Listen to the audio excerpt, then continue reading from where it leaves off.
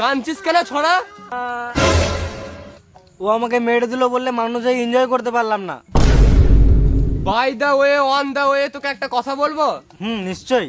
তোর গায়ে কি গান মারাতে ঢুকেছিলিস? ভূত হয়তো জীবনটা মারিয়ে গেল, ভাবলাম কারো শরীরে ঢুকবো। একদিন দেখছি এরা তিনজন জঙ্গলে দাঁড়িয়ে দাঁড়িয়ে খুব হাসছে। এদের জীবনে তার মানে অনেক এনজয়। ওদের সামনে একটা ঘুঁটি রাখলাম, ভাবলাম যে পা লাগাবে তার শরীরে ঢুকবো। এ লেথি দিল, আমি ওর শরীরে ঢুকে গেলাম।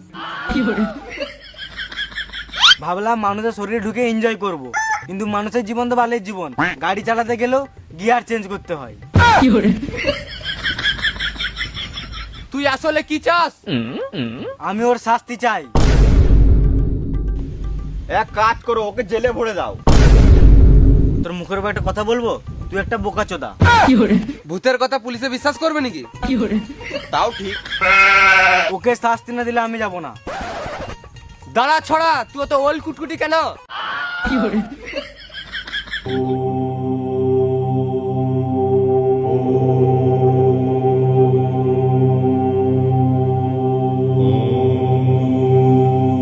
তোকে আমি অভিশাপ দিলাম, তুই মদের জন্য বন্ধুকে মেরেছিস তো তোর কোনো মদের টেস্টও পাবি না, আর তোর নেশাও লাগবে না।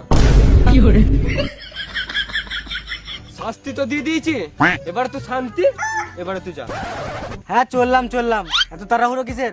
মানুষের জীবন বালের জীবন, ভূতের জীবন ইজ বেস্ট জীবন। ভূতের জীবনে কোনো বাধা নাই, আমি যখন ইচ্ছা যেখানে ইচ্ছে যেতে পারি। এখন এখান থেকে উড়ে যাবো, দেখবি? শুধু একবার পক বল, পক পক পক পক। এত হাসির মতন পক পক করার কি আছে?